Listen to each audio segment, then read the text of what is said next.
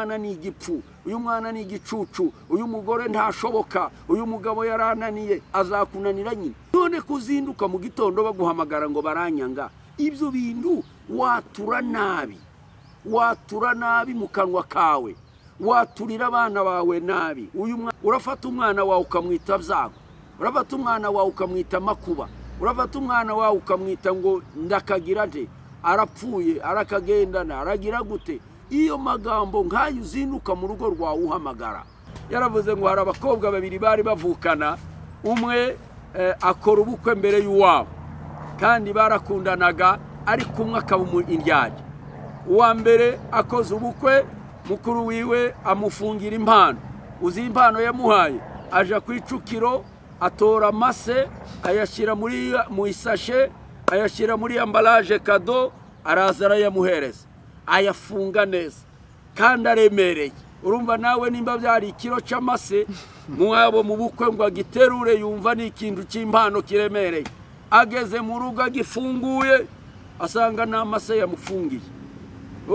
Arababara cyane, aravuga ati simbabajwe n'amase yambaye, mbabajwe n'umutima we. Gusenga everyday, gusenga buri munsi. Nusenga uzanesha, nunanigwa gusenga uzaneshwa. Senga.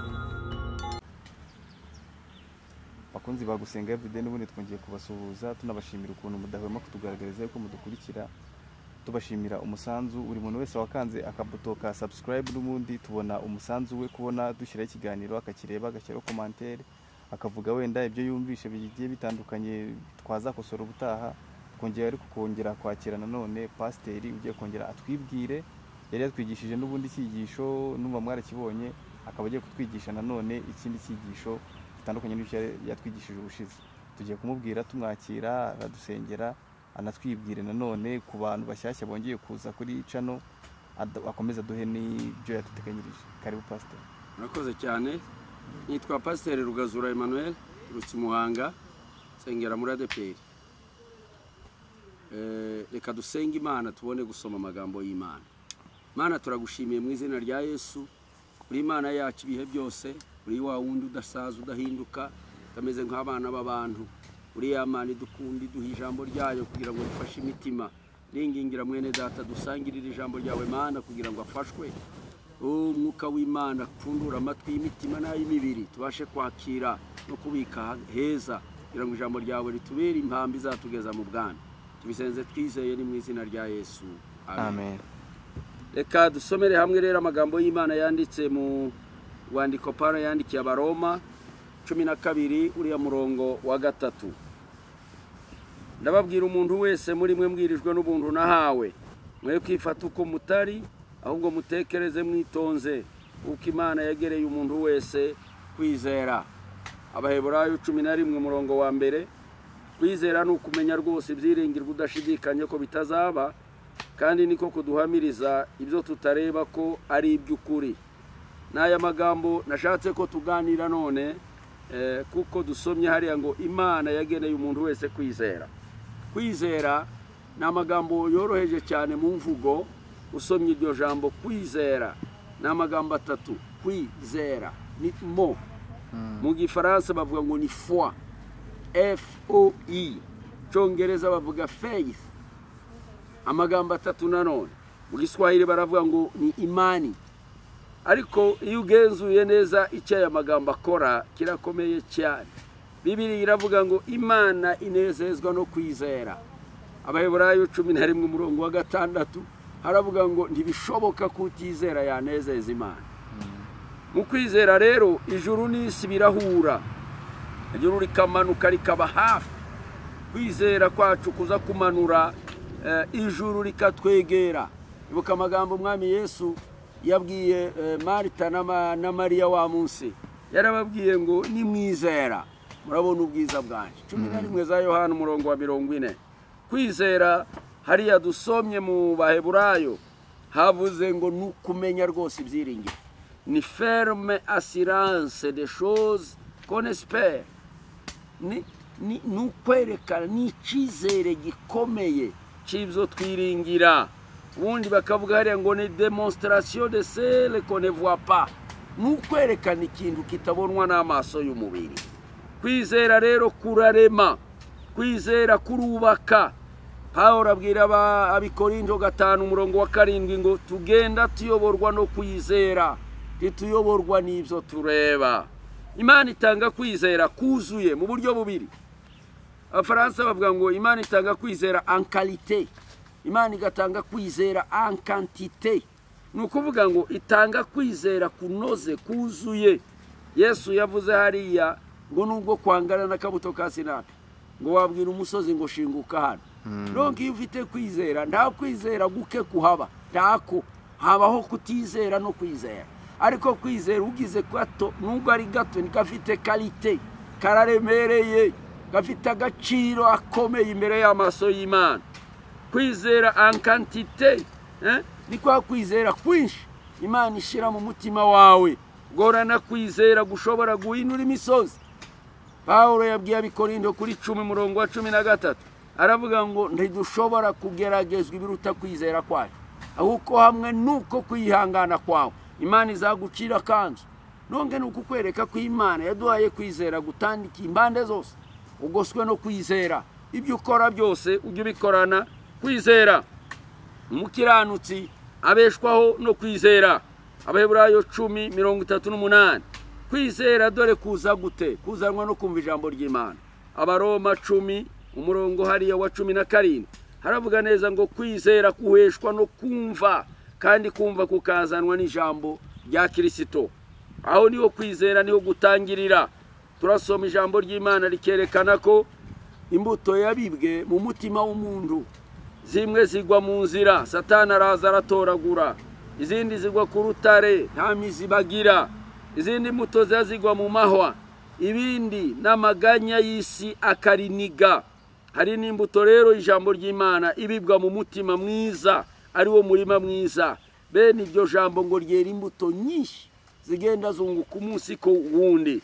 Imbuto ntiyakwera igenzurwa muri microscope, ukayinegura, ukayifata uko ushaka. Iyo ufata ijambo ry'Imana ngo ese ibikoko byashoboka, ugatangira kunegura, usa naho warishize mu bwenge bwawe, ukarishyira muri microscope, ukarishyira mu mashine, ukarishyira mu bwenge, mu bitekerezo byawe. Cyo gihe ntiryakwera imbuto zikwiriye. Shira ijambo ry'Imana mu butaka bwiza, shira ijambo ry'Imana mu mutima mwiza, rizakunda ryera imbuto nyinshi. Ari ahantu nigeze gusoma amakuru y'umuntu umwe wafasha abasore 10 abahereza indete cyangwa se imbuto z'ibigori, ahereza umuntu imbuto imwe y'ikigori. Arababwira ati mugende muyitere mu kwezi mu minsi 30 muzayinzanire ari imbuto yakuze kandi imeze neza. Baragenda bose barafumbira, barayihinga. 9 bazana ibigori bizamutse bifite metero. Baravuga ati twaragerageje, twarahinze, twarafumbiye, imbuto yarakuze. Uwundi umwe wa 10 iwagarura ya mbuto uko bayimuhaye. Aravuga ati narayiteye, iragenda itura mu gitaka yanga kumera. Narayifumbiye yanga kumera. Nasutseho amazi yanga kumera. Wari wabahaye arababwira ngo uyu nguyu byananiye niwe ufite ukuri, kuko yari yarabahaye imbuto y'ikigori yatetse. Yabanje kuziteka ko ari 10, babandi bo barabesha, barihangira kwizera kwabo kugira ngo barebe ko ya mbuto yamera, bishakira irindi jambo ritari ijambo ry'Imana. Ariko nkubwire muvandimwe, tera ijambo ry'Imana mu mutima muzima, utere mu imbuto itabora, ariyo jambo ry'Imana. Hari inzitizi zo kwizera nagize ngo tuganire nawe. Abenshi tuvuga ko bafite kwizera ariko bakagira inzitizi. Hari inzitizi ngazingahe tugiye kureba. Inzitizi ya mbere ni ukutamenya ko ufite kwizera. Barriere, les obstacles de la foi. Kutamenya ko ufite kwizera. Abitesalonike urwandiko rwa 2 igice cya mbere umurongo wa 3 haravuga ngo menya yuko kwizera kwanyu kwamamaye. Hariho abakristo bamwe batazabemera ko bafite kwizera, bagahora baganya, bagahora bataka, bagahora bagenda bavuga ngo ese nanje ndizera. Pawulo yabwiye abikorinto 13 umurongo wa 5 urwandiko rwa 2 ngaho ni mwisuzuma ubwanyu mumenye yuko mukiri mu byo twizera kandi mwigerageze. Mbese ntimwimenya? Ngaho nimwigerageze murebe ko mugihagaze mu byo kwizera. Hari abantu benshi batakaza foi, batakaza kwizera, bakaba banizera buhoro, bagatangira kugenda bumva bacitse intege.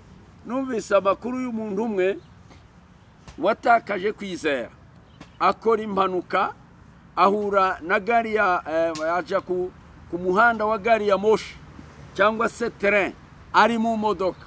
None akora impanuka, abonye agiye guhura n'iyo gari ya moshi, ngo araguruka, imodoka yiwe yinyuza hejuru ahunga ya gari ya moshi. Arabibona uko bigenze, ngo yari umusore, araguruka, imodoka irangirika, ariko avamo, agwa inyuma. Ariko uwo mwanya yatekereje, yarebye uko apfuye, agiye kuva mu modoka, avamo umusatsi wose wabaye imvi, kandi yari umusore.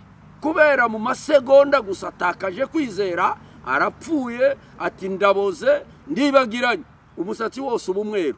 Kubera iki? Yatakaje kwizera. Donc iyo utakaje kwizera, ibintu bihita bihinduka mu buzima bwawe. Ndagira ngo nkubwire muvandimwe ngo ufite kwizera. Hariya Bibiliya yatubwiye ngo nubwo ugira kangara n'akabuto ka sinapi, inzitizi yo kutizera, inzitizi yo kugira ngo kwizera kubeho, nuko uhakana kwizera kwawe. Kandi kwizera kwawe kwaramamaye, warabatijwe, urasenga, urakora, uri umuntu w'Imana, uraririmba muri korali, ariko bavuga ngo ni bande batizera, ngo ngewe singira kwizera. None turashaka ngo ugire ukungana gute? Kwizera kurahari, kibazo nuko kuryamisha, kibazo nuko utagukoresha. Ijambo rya kabiri, inzitizi ya kabiri, nuko utamenya ubushake bw'Imana. Iyo utazi ubushake bw'Imana, tushobora kwizera. Bibiliya irerekana neza ngo ni mushakashake. Abaefeso igice cya 1:17, mushakashake murebe ko mwamenya icyo umwami ashima. 5:17 guhera kuri 16. Abaefeso igice cya 1:17 haravuga ngo ni mumenye ibyo mwiringizwa, mumenye ibyo mwiringizwa, mumenye ubutunzi butagira akagero mubikiwe, mumenye n'imbaraga Imana iha twebwe abizeye. Ibyo bintu byose bibitse muri wewe.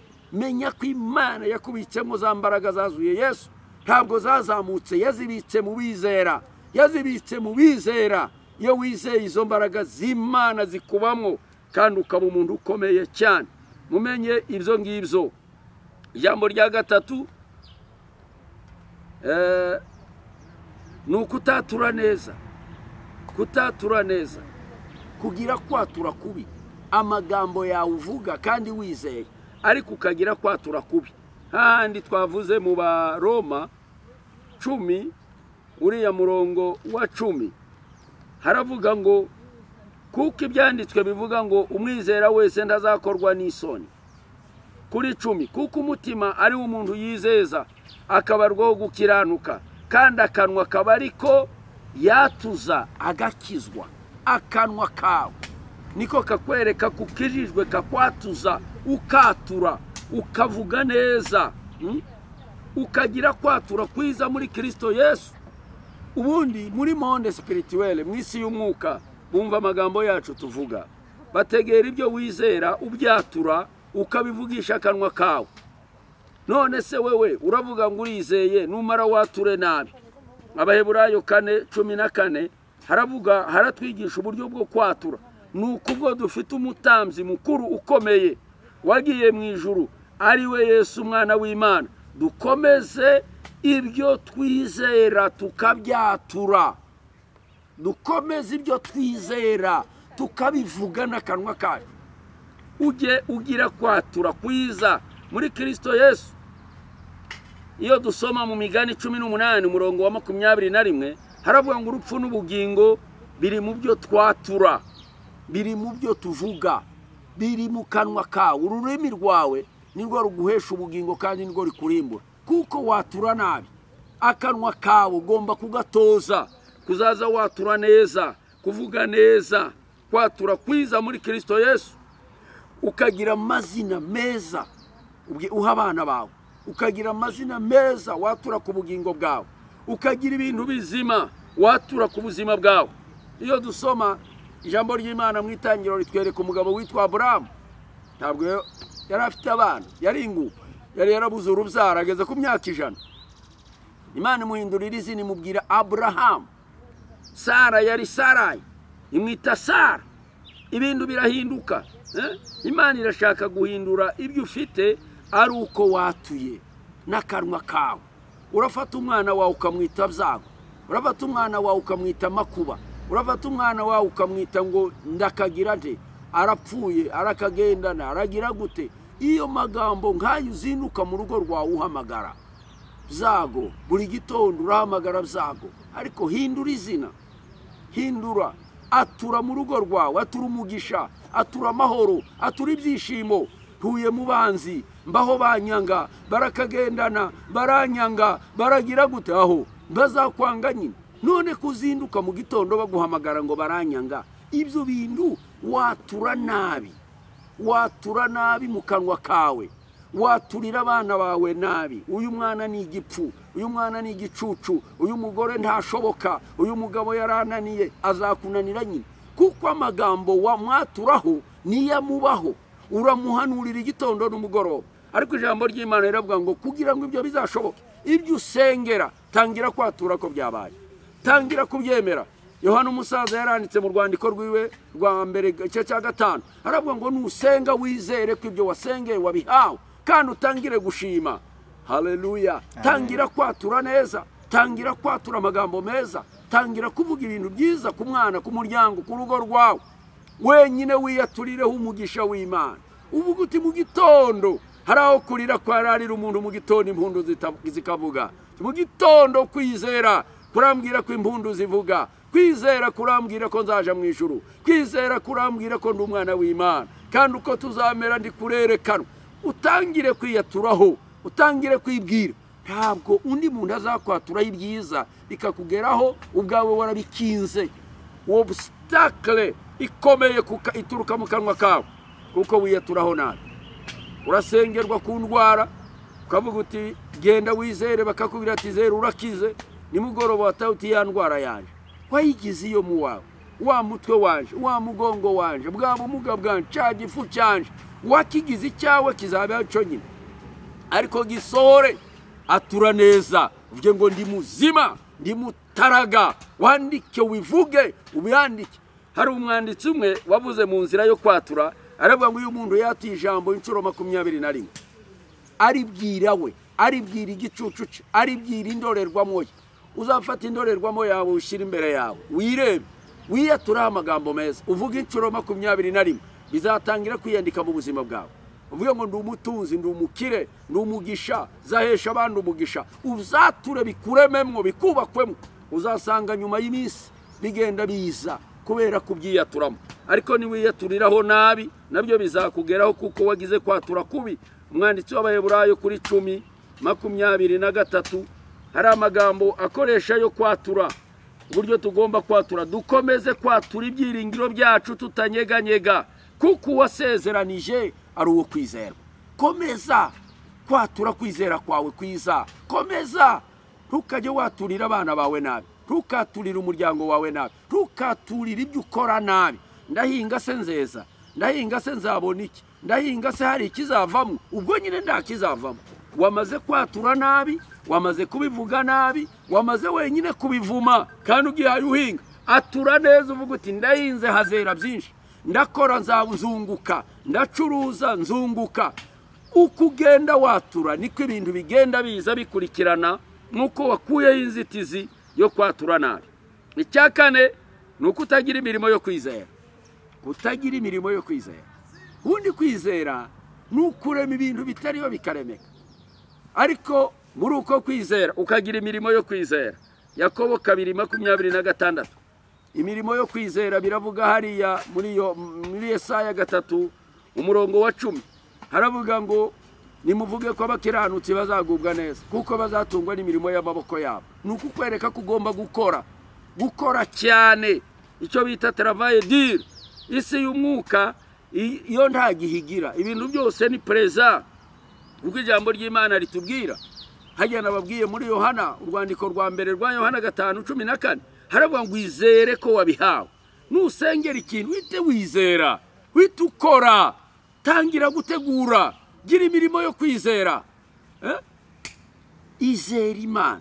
Imirimo yo kwizera ni iyihe muvandimwe? Nushaka kubona ibishimbo hinga cyangwa ucuruze uzabibona, ariko nduzicara ngo uvuge ngo ibishimbo bizaza, tuzicara ngo uvuge ngo izamanuka. Izava hehe?